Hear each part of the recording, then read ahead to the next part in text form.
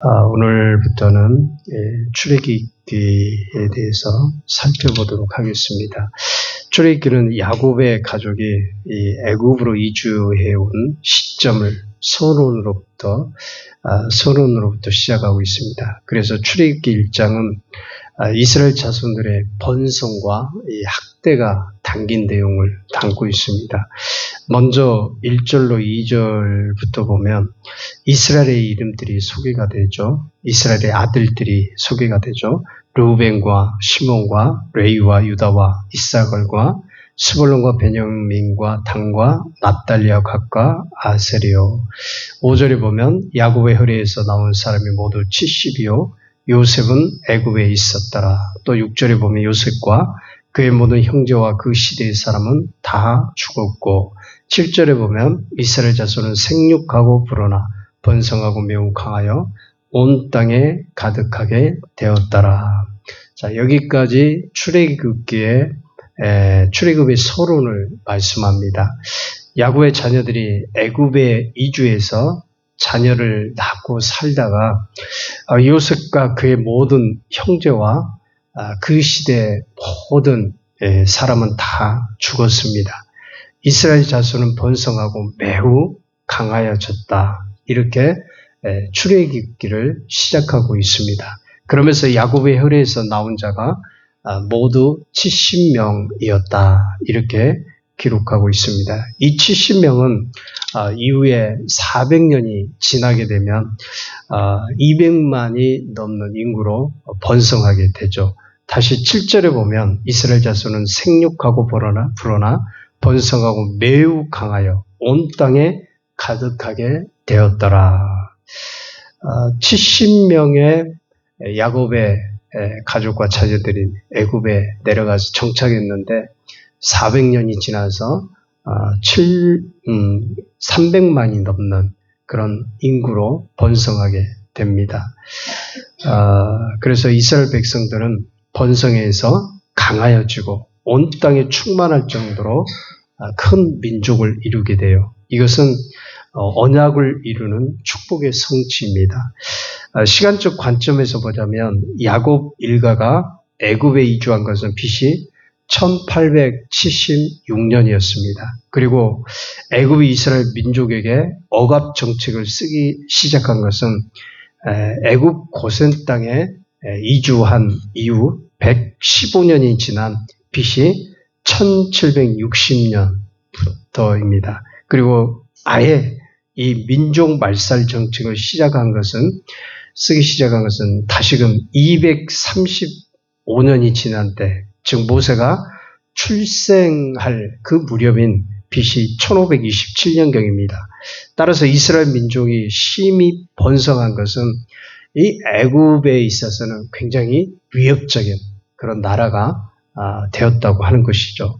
이스라엘 민족이 낯선 땅이었던 애굽에 정착해서 크게 번성하고 애굽의 위협이 될 수 있었던 것은 어떤 이유였을까요?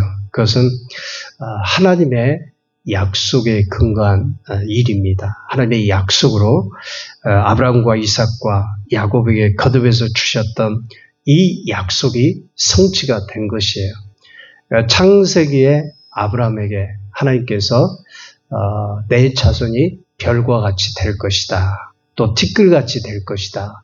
이런 약속을 아브라함에게 해주셨고 이삭과 또 야곱에게도 동일한 약속을 주셨어요. 그 약속이 바로 애굽에 야곱의 후손들이 내려가서 번성하게 되었다고 하는 것입니다.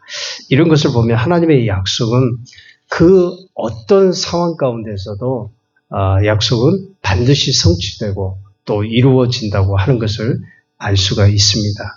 또 하나님은 언약을 맺는 백성이 수요가 크게 번성하고 강하여지기를 원하십니다. 그런데 여기서 하나 눈여겨볼 단어는 강하여라고 하는 단어가 나옵니다.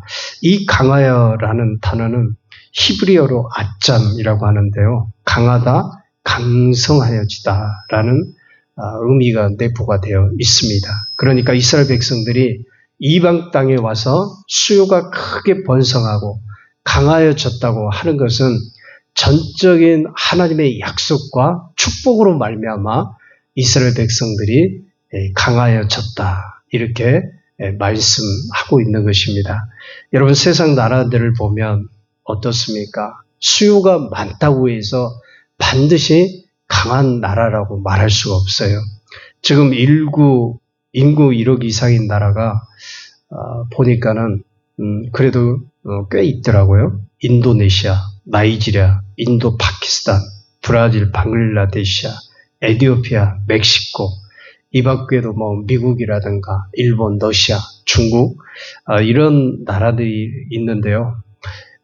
미국이나 일본, 러시아, 중국 이런 나라들 외에 인도네시아라든가 에티오피아라든가 나이지리아, 파키스탄, 방글라데시, 인도 이런 나라들은 인구 1억 이상의 많은 국민들이 있습니다. 인구가 많고 번성이 있어요. 그런데 여러분 그들 나라가 강한 나라라고 말할 수가 있을까요? 세계를 움직이고 이끌어 갈 만큼 강한 나라일까요? 그렇지는 않죠. 인구는 번성해서 수요는 굉장히 많아요. 그러나 이들 대부분의 나라들은 빈국들입니다. 힘도 약한 나라들이에요. 그런데 이들 나라가 어떤 신을 믿고 있습니까? 거의 이슬람들이 많아요. 또 인도 같은 나라는 힌두교이지 않습니까? 그런데 보세요. 초강대국 미국이라는 나라, 이 나라는 어떻습니까? 청교도들로부터 시작한 나라예요. 그러니까 그 근본의 신앙이 하나님께 그 믿음을 두고 있는 것입니다. 영국의 메리 여왕이 핍박을 해서 청교도들이 미국 신대륙에 정착을 하게 되죠.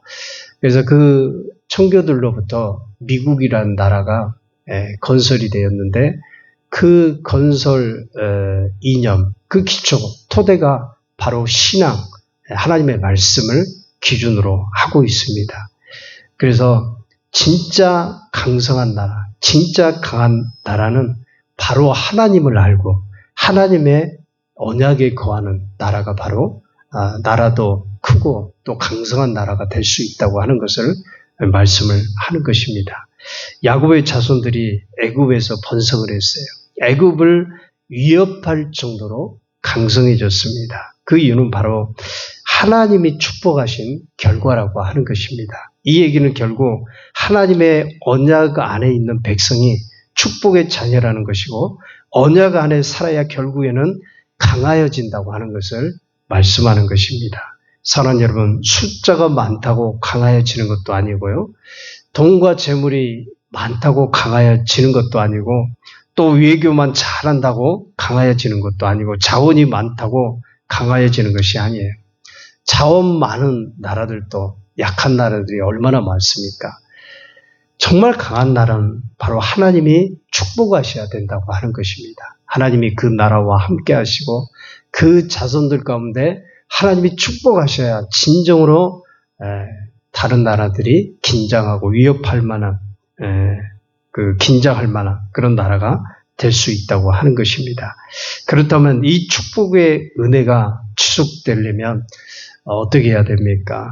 우리의 믿음이 예수 그리스도 안에서 언약 가운데 늘 하나님을 소망하면서 주님 안에서 살아가야 될 줄 믿습니다. 주님은 언약을 따라서 일을 하시고 언약을 따라서 축복하시고 또 그 언약을 믿고 하나님을 섬기는 그런 자손들에게 하나님이 축복하시는 것입니다. 아브라함이 복의 근원이 되고 믿음의 조상이 되었던 이유가 무엇입니까?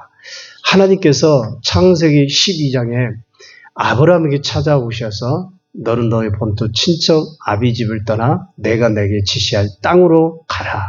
이런 명령을 주셨고 약속하셨어요. 너는 복의 근원이 될 것이다. 믿음의 조상이 될 것이다. 그런데 이 아브라함이 정말 그 언약의 말씀, 하나님의 말씀, 하나님의 명령에 따라서 순종하고 갔을 때 믿음의 조상이 되었고 복의 근원이 되었고 열국의 조상이 되었다고 하는 것입니다.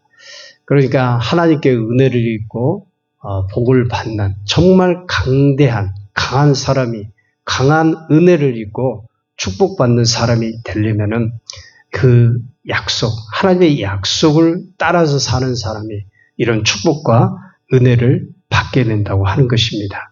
갈라디아서 3장 14절에 보면 이는 그리스도 예수 안에서 아브라함의 복이 이방인에게 미치게 하고 또 우리로 하여금 믿음으로 말미암아 성령의 약속을 받게 하려 함이니라.